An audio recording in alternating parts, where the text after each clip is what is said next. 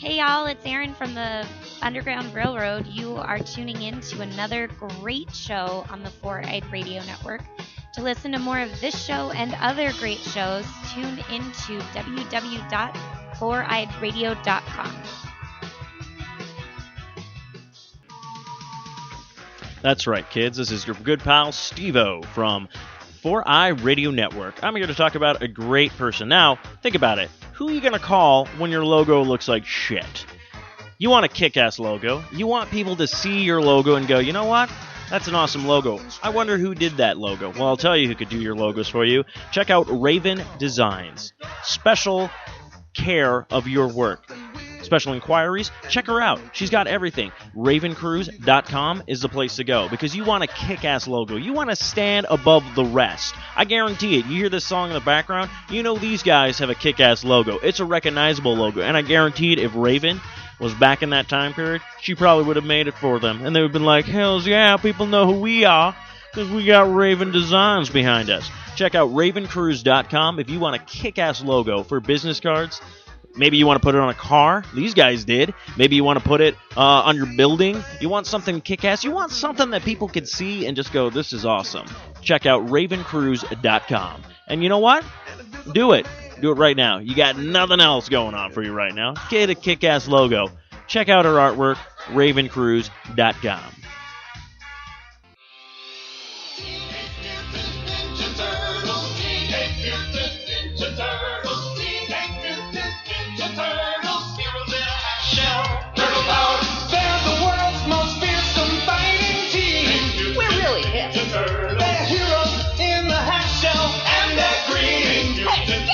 When the evil shredder attacks, these turtle boys don't cut them no slack. Teenage Mutant Ninja Turtles, Teenage Mutant Ninja Turtles. Splinter taught them to be ninja teens. He's a radical rapper. Leonardo leads Donatello's dust machine. That's a fact, Jack. Raphael is cool but rude. Give me a break. Michelangelo is a party dude. Teenage Mutant Ninja Turtles.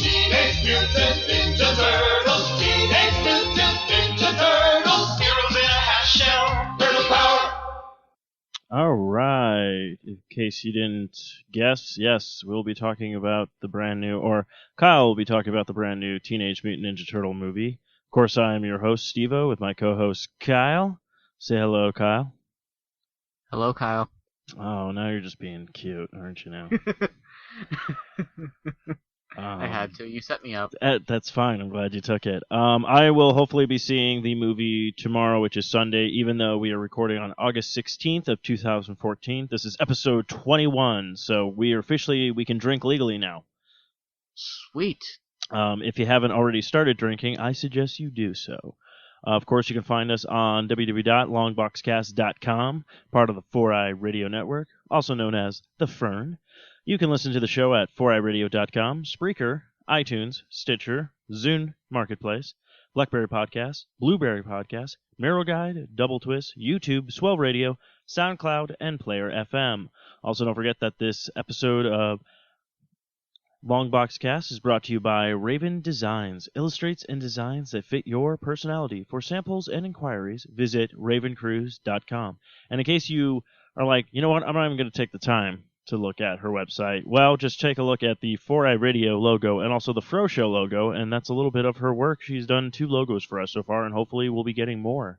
Also, we are a proud supporter of Comic Care, a foundation to give children who are in the hospitals things to read, which is comic books.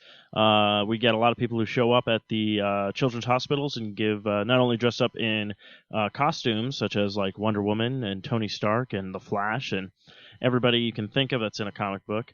Of course, we'll see if anybody from Teenage Mutant Ninja Turtles now starts showing up at these hospitals. But of course, if you want to support Comic Care comics, go to comiccare.org. That should reroute you to their Facebook page, so go ahead and give them a like, follow them on Twitter, and all that great jazz and all that good stuff.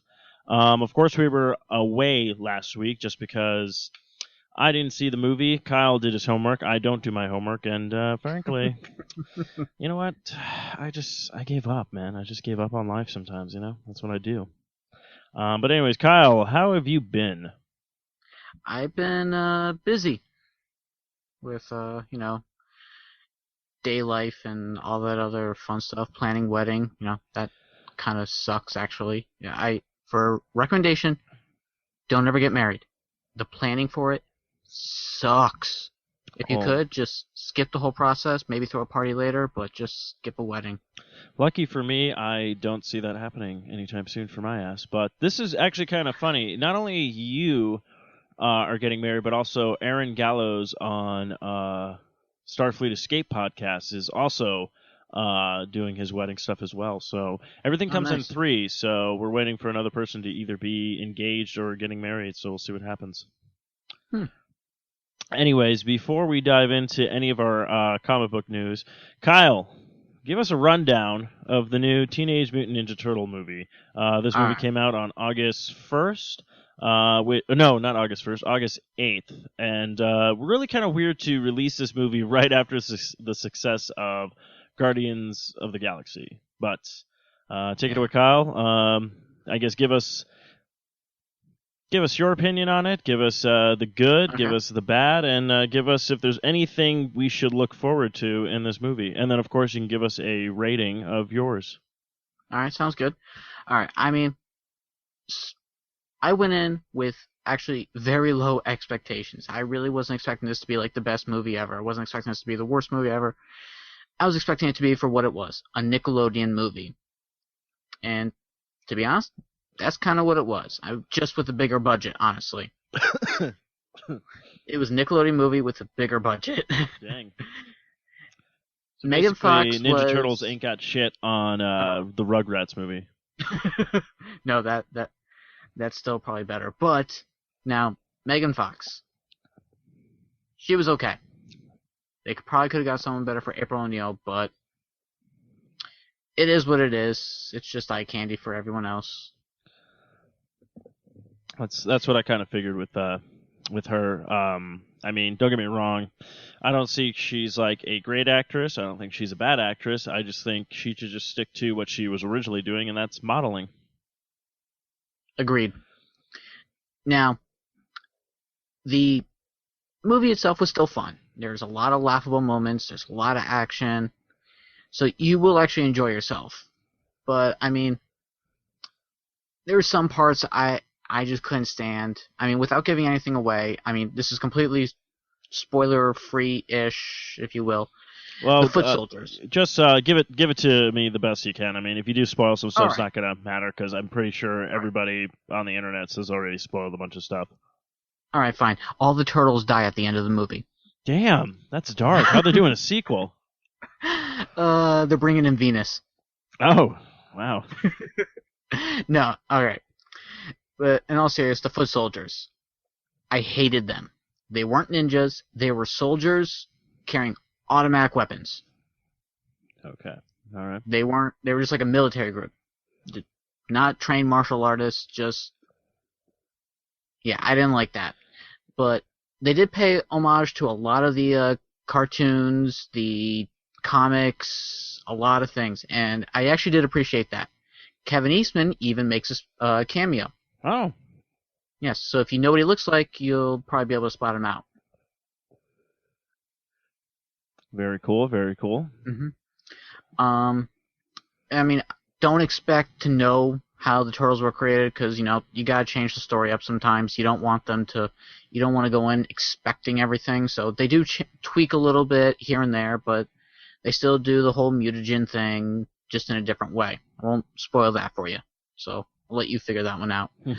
You were right about the whole paint nail polish on the turtles' back as to why their colors were, so... So, just out of curiosity, then why did Donatello pick purple if he could choose any kind of paint he wanted? Well, no, they didn't pick it was the scientists. They were distinguishing between each of them. They each gave him a color, and then, when Master Splinter trained them, he gave them just that color, because I guess that was the only colors he could find in the garbage or something. I don't know.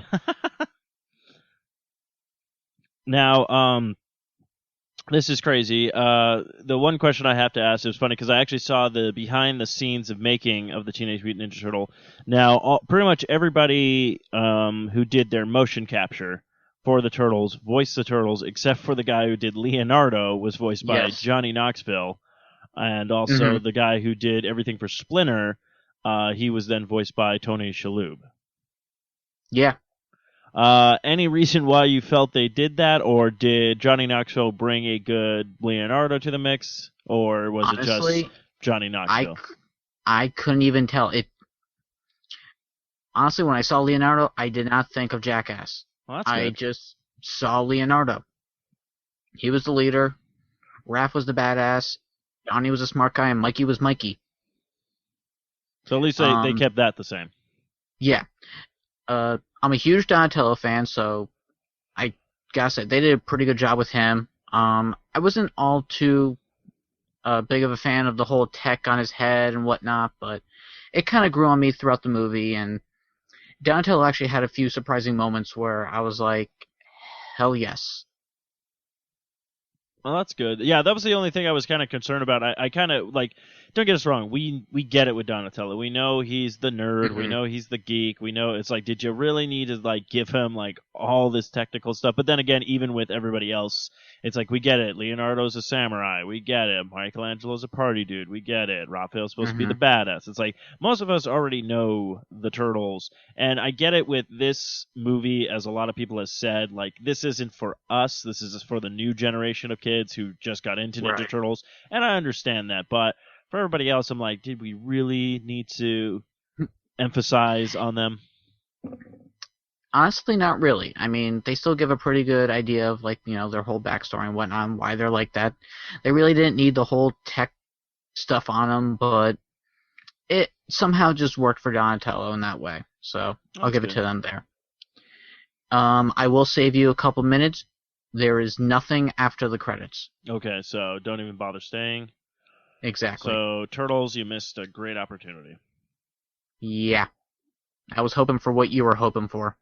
Man, I'm telling you, I mean, right now they've only talked about maybe adding another character so far to the sequel. Yes, we are getting a sequel. So apparently it did very well box office wise. Yes. But it looks like Casey Jones might be added to the next one. Well, I heard that they wanted to put Rocksteady and Bebop in this movie, but they just didn't have the time or the space to explain all of that.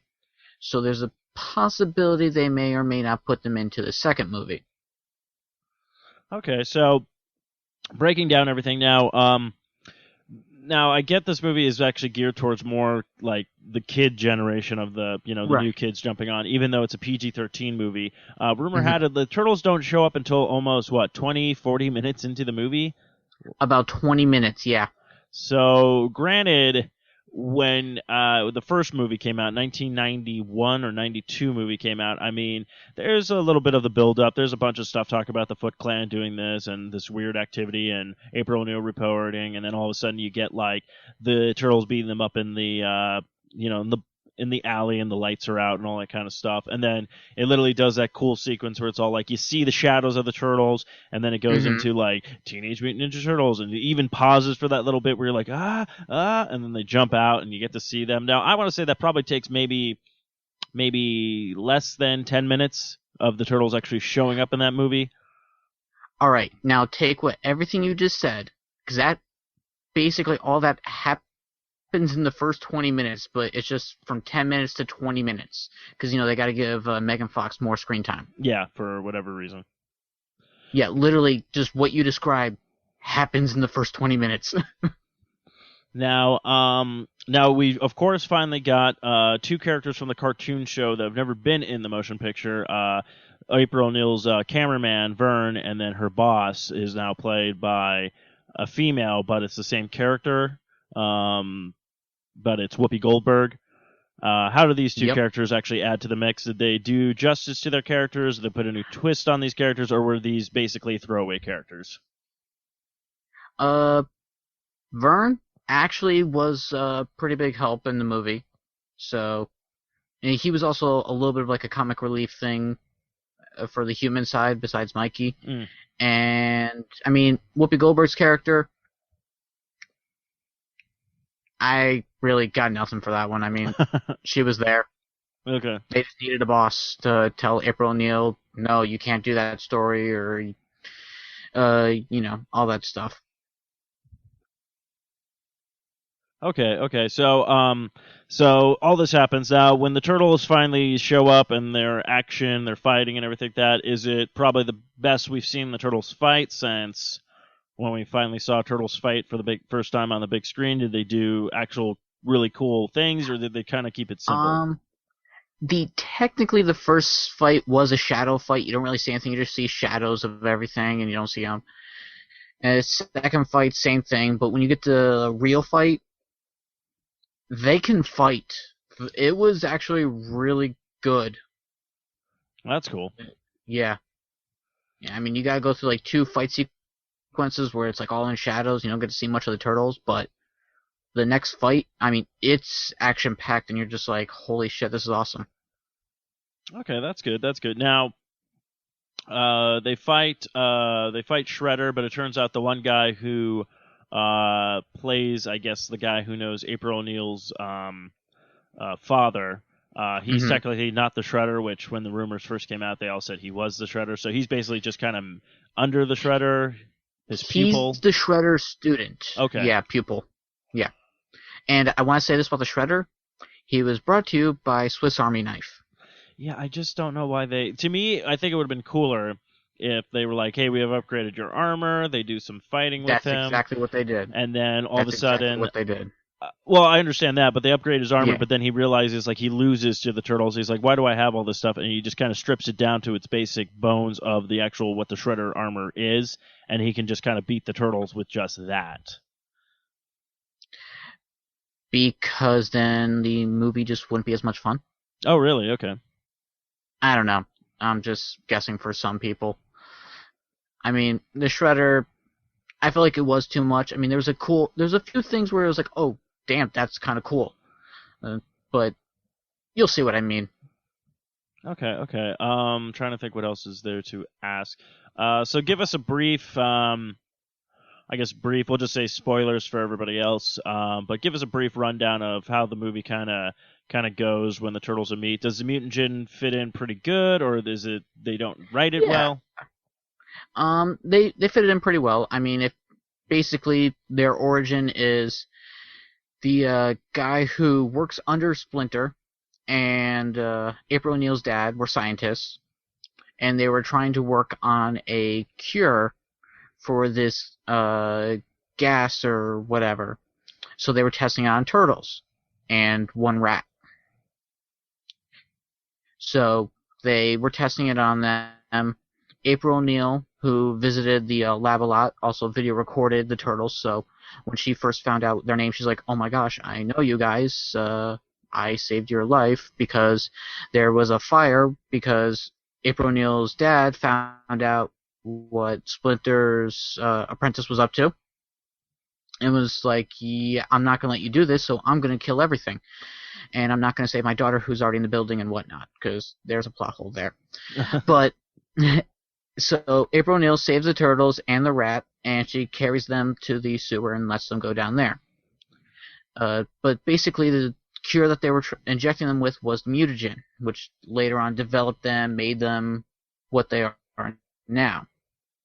Which also plays into a main plot of the whole story of why Splinter, or not Splinter, sorry, I'm going to get flagged for that, but Shredder and the Foot Clan are going after the Turtles. Okay, they're going after them because they want the mutagen, or... They want the mutagen because they're going to release a gas that's basically going to kill everyone in New York City, and the mutagen will cure them, and they're going to sell that at a high price. Wow, okay, that seems really weird for the Shredder. It was mostly for his apprentice, because his apprentice was then going to rule New York City and all this stuff. I don't know why they're thinking small, but, good for them for at least trying. Okay, so now with Splinter and the Shredder, now, is Splinter just a rat, basically? There's no human involved? He's not like Master, he had a... There is no connection between Splinter or Shredder. there's nothing there. I mean, I'm hoping that maybe, in the second movie they'll explain a little bit more, like, say, the rat was, what's his name? Matayoshi or something. I'm sorry, I'm butchering the names there, but basically that was his rat, and then, Shredder killed him and then kidnapped the rat and brought it to the scientist dude and said, here, experiment on this rat. So maybe they'll do that in the next movie and give a connection between the two. Okay. But as of right now, there's no connection between Splinter and Shredder. That's so weird. Okay, because to me, I would have think like you're redoing the, especially like with Nickelodeon. They own the Turtles pretty much now, and they've got the new series that's going on, which they're actually doing a really good job with the new animated series of the Yes, they Turtles. Because they've like grabbed everything, bits and pieces from different parts of the Turtle universe and put it together. So there's still this cool thing where it's like, Master Splinter was a man, became a rat. Him and his, Shredder were, rivals and everything like that. And then he basically framed him for murder, all this kind of stuff. And even kind of like the new twist they're doing in the new one where it's like Karai, which they think is Shredder's daughter, turns out to actually be Splinter's daughter. So it's kind of a cool take. So I was kind of hoping they would play more into that because I heard Karai is in the movie. Yes. But she doesn't like really do much but order a Foot Clan around. Pretty much. And then, she's like gone in the middle of the movie and you're like, all right, what happened to Karai? And you just don't see her again. So she'll definitely be back. Okay. So does does it end where it kind of could wrap up as a single movie, or does it really end where there is going to be a sequel? Does Shredder fall down the trash compactor and? There is going to be a sequel. Basically, after Shredder's defeated, they do the whole thing where his arm, you just zoom in on the arm, and then his arm just makes a fist.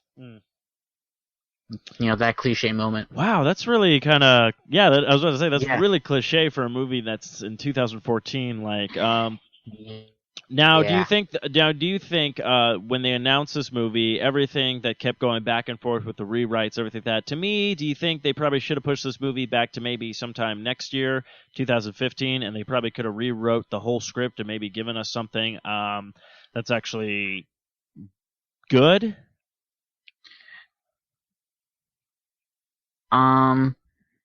I don't know. I mean, you can polish a turd as much as you want, but in the end, it's still going to be a turd. That's true. That's true. Now, we all know that now with Michael Bay producing it, not directing it, producing it, does it have those Michael Bay moments, or does it have somebody trying to be Michael Bay? It's got a little bit of Michael Bay moments. How do I put it? I guess in Transformers, how you got like some like the dirty robots. Yes. You got a little bit of sometimes with that with Michelangelo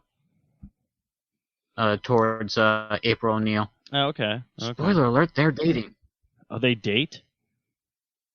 No. Oh. I was like, that's kind of creepy. A joke. Cowabunga, dude. Here's my penis. There's a porno I don't need to see. You know what? We're probably going to be seeing this sometime soon. Overall, how many shells would you give this movie? And is this a movie that people should see in theaters, or is this a movie you can wait until it hits Netflix? I'm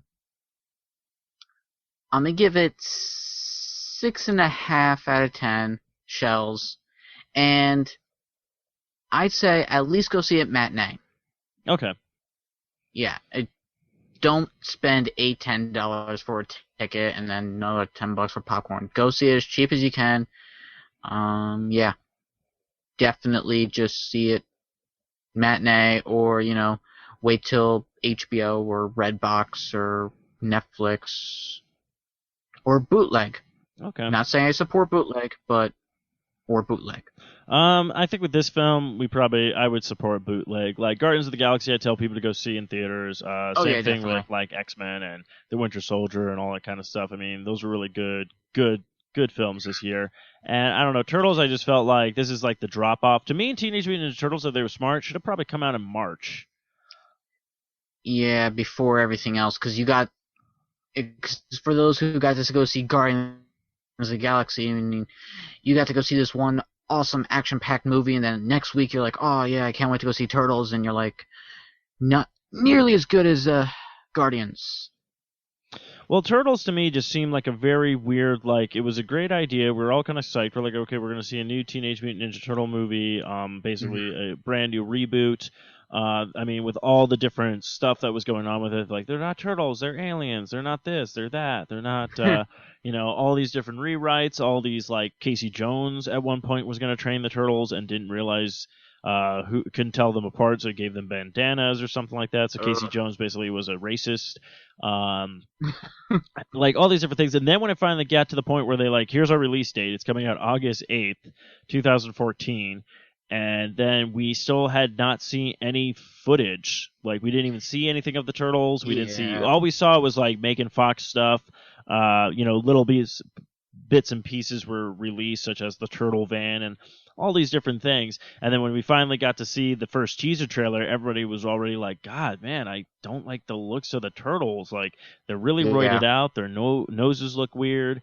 And it was just kind of like, and then finally we started getting them. We finally started hearing them talk and stuff. We're like, okay. But then it was just like one of these movies where it's all like, yep, we're still. And then it was just weird to me because all of a sudden they were like, oh, Johnny Knoxville joins the cast of Teenage Mutant Ninja Turtle. I'm like, it's July. Your movie comes out in August. What? Like, it just seemed very weird to me. Yeah. Alright, well, I think I've said all I can say for it, but I will say this last bit. At least they're not aliens. Yeah, that's good. Yeah. So we have looking forward to that. So, 6.5 shells for Teenage Mutant Ninja Turtles. I'll probably give you my review next week. Not telling you everything about it, but maybe we'll go in more depth because then we can talk about it. But I will give my shell review as well and go from there. But at least we'll talk about some show notes. We'll go into our comic book news right now. Is Batgirl New 52, The Future. Now, we did talk about the new revamp of the Batgirl outfit. Apparently, I just found out that according to the original Batgirl when it came out with the New 52, it was actually a very dark comic book, and now they're trying to lighten it up a little bit. So I guess Batgirl number 63 will be the second issue with the new creative team's run, which is actually co-created, I think, let's see,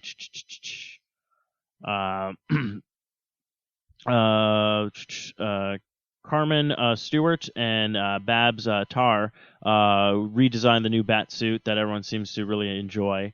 But it looks like they're trying a brand new start with her. They're probably not going to do so much with the path it was going. I'm trying to see when the comic will be released. I should have really gone over some stuff.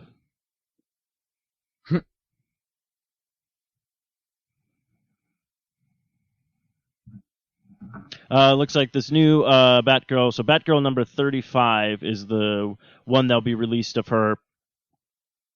It looks like they're trying to target the age group of 16 to 25-year-olds. I guess females, trying to get a better thing. But yeah, it looks like this new version of Batgirl will be released October 8th. So look forward to these new versions of Batgirl coming out soon, and we'll see how well it does. I'm liking the new suit, and I've always liked Batgirl. So, Aaron, what do you think? You think this is a good change for Batgirl, trying to lighten her up a bit, or does everyone want to still keep her as dark as Batman?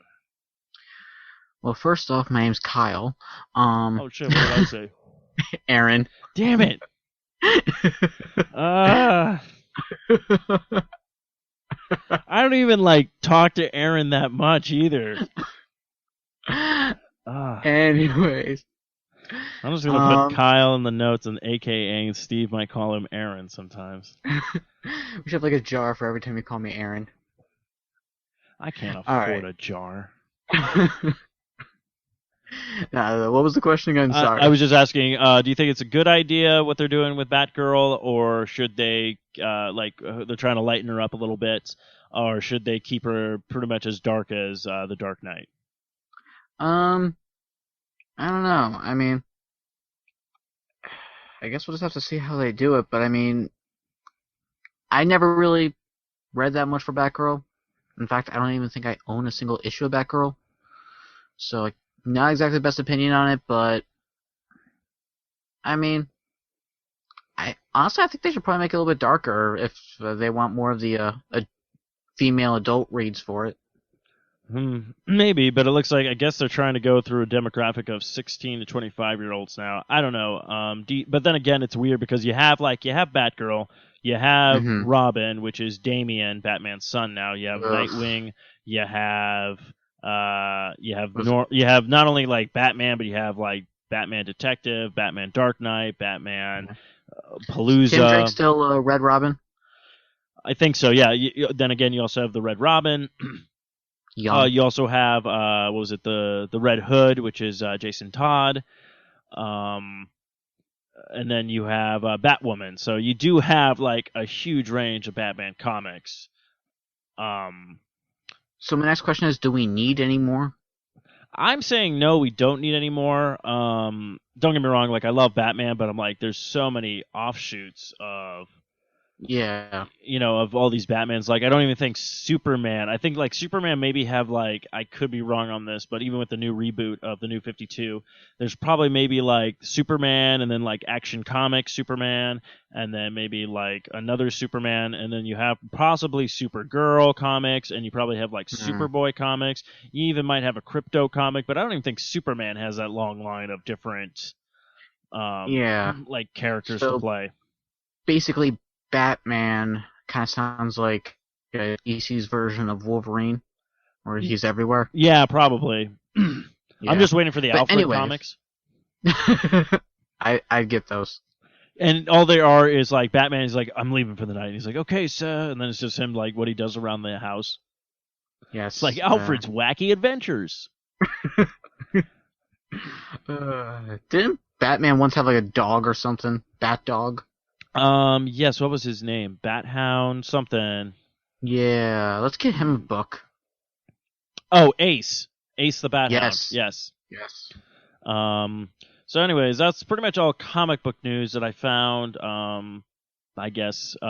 Anyways, I guess they are talking about Guardians of the Galaxy 2. This movie will be due out in 2017. I guess they're talking about possibly what's going to happen to Star-Lord's, their plans for basically Star-Lord, his father, and also what's going on with Thanos. So that should be kind of interesting. So, like everyone says, like, in Guardians of the Galaxy, Quill's mother calls him an angel.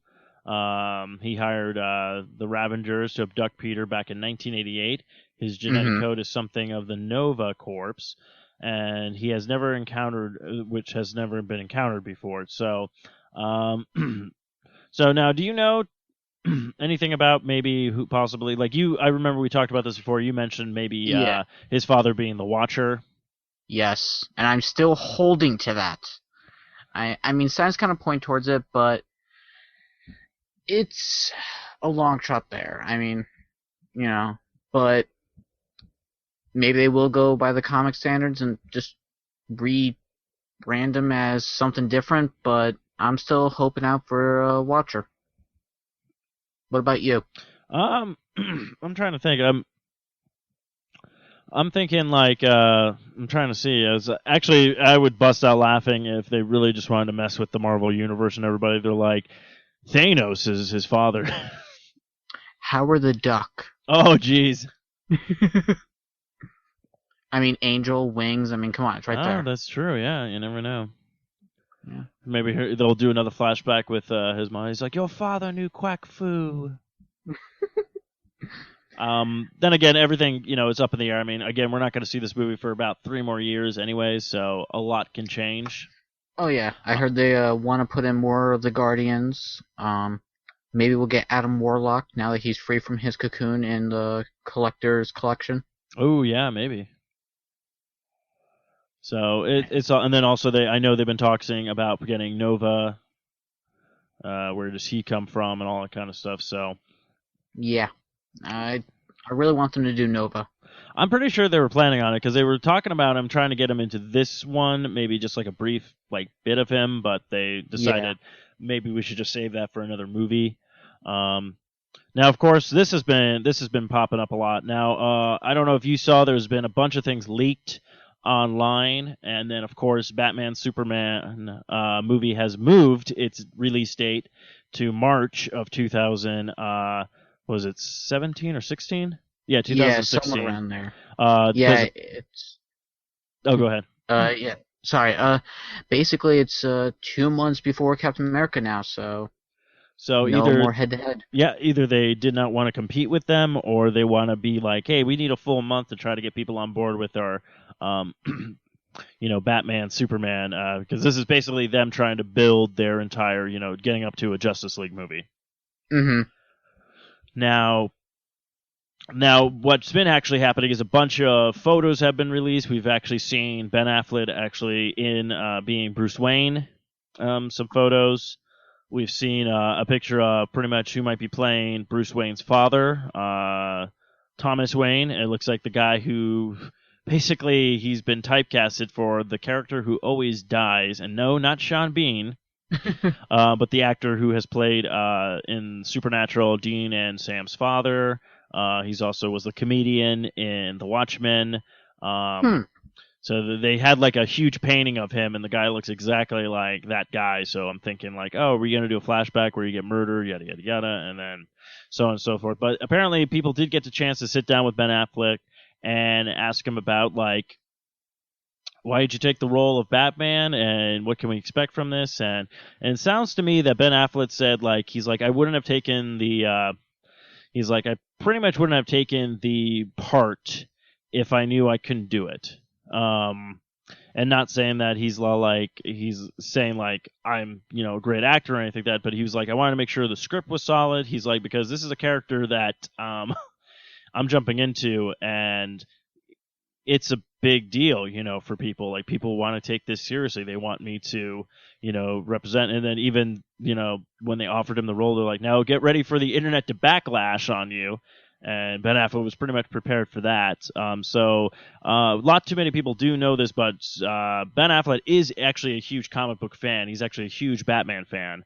So hopefully the script is very good, and hopefully he does justice by it. I'm sure he will. I mean, I might get flack for this one too, but I actually kind of enjoyed the Daredevil movie. And I'll be looking for a new host on Longbox Cast. Nah, not the regular version, but the director's cut. That was actually a lot better. Okay.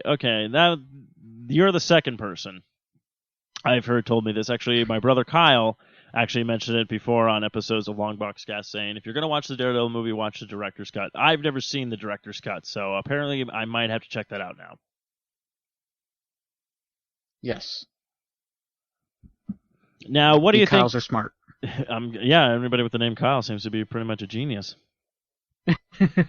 That's why people named Steve always call Kyle's errands, apparently.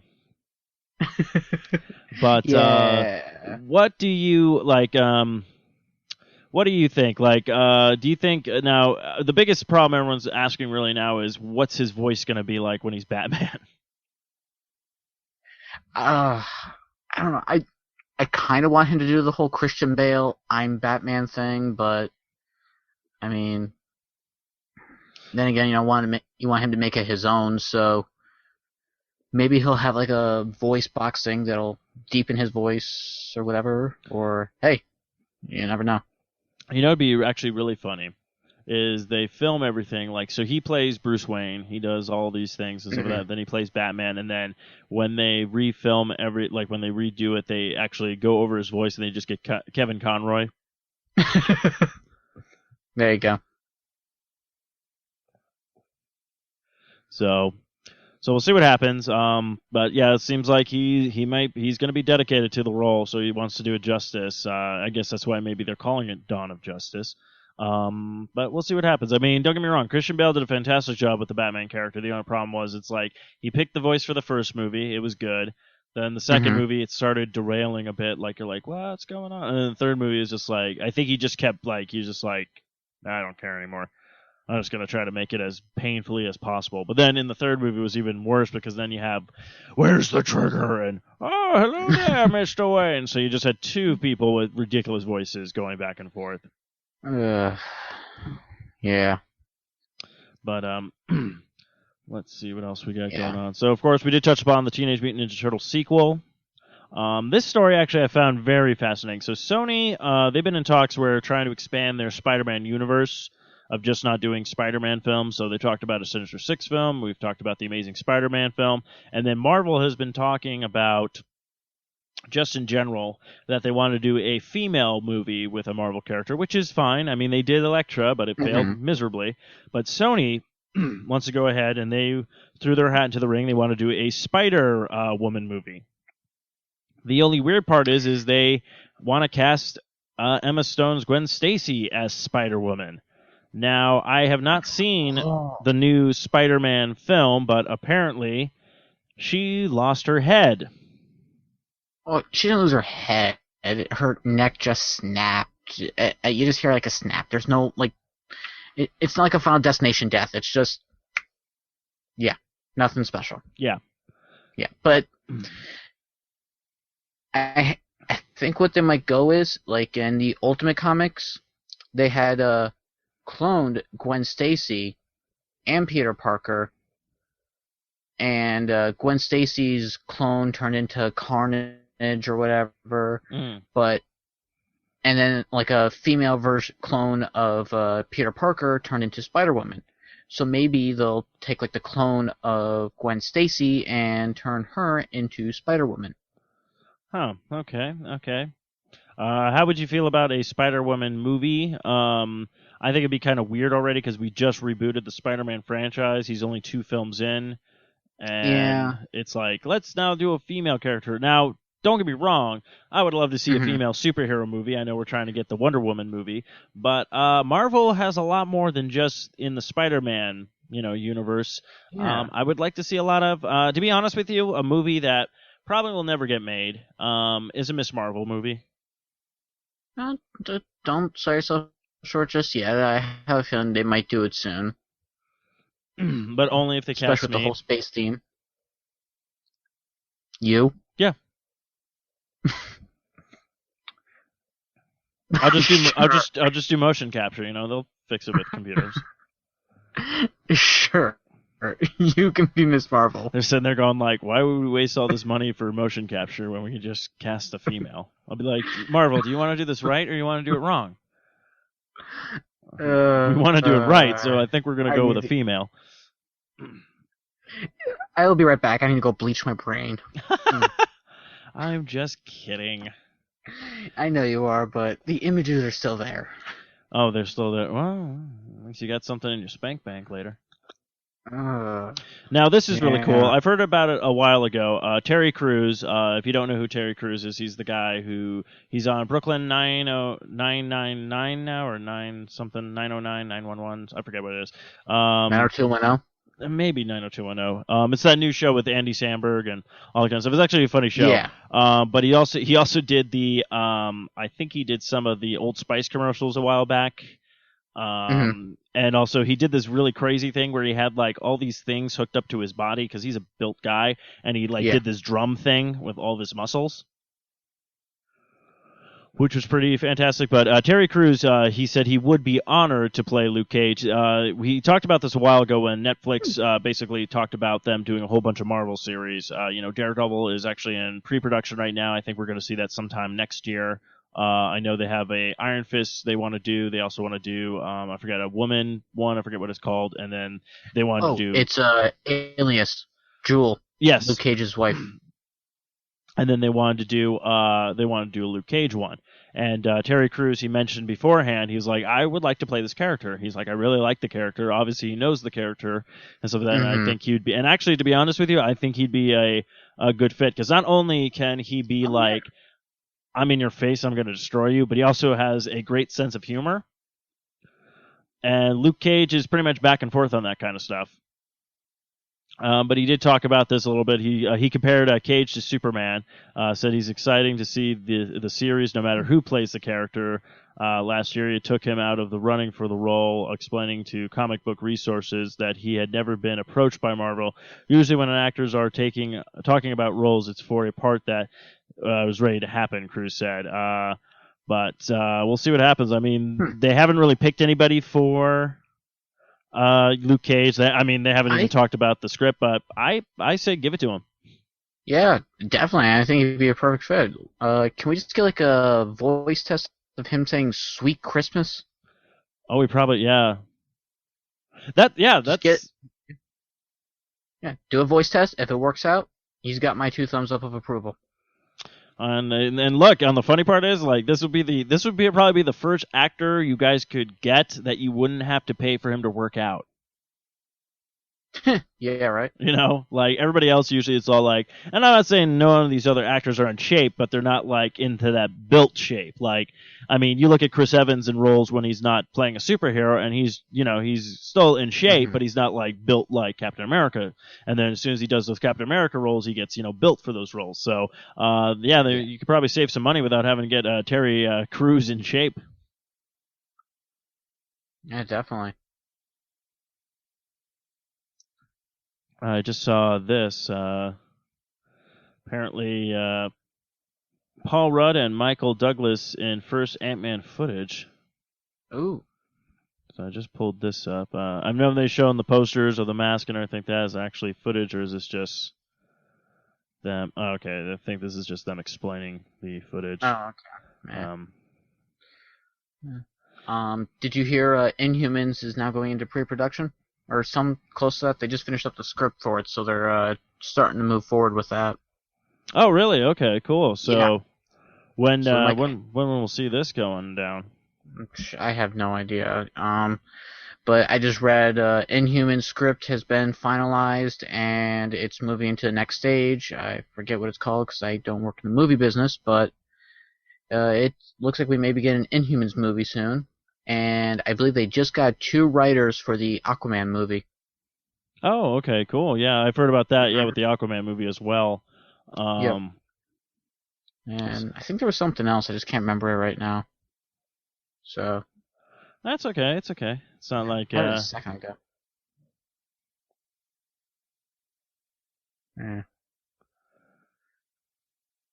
I don't know. But maybe, hopefully, one day we'll get to see the, what's it called? The Superman film starring Nicolas Cage. No. I know. No. I'd rather watch the Steel movie. Ooh, with Shaquille O'Neal.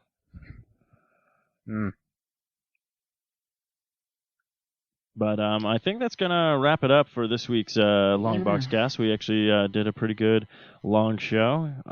We got to hear Kyle's, I finally got it right, Kyle's opinion on Teenage Mutant Ninja Turtles. And I'll hopefully see that tomorrow, and then we'll most likely you'll see some posts from me on Facebook going, what the fuck? But I probably won't really say that because I'm actually kind of going in with, I've done this with a lot of movies now where I just don't go with any expectation. I mean, as much as I gave a little expectation, not much, like I would say a percentage with Transformers 4. And the only reason why is because that trailer was like, I'm like, you know what? I'll give Michael Bay this. Michael Bay does not know how to make a good movie anymore, but he does know how to put together a trailer. And if that's even him, it might not even be him. It might just be other people who do the editing.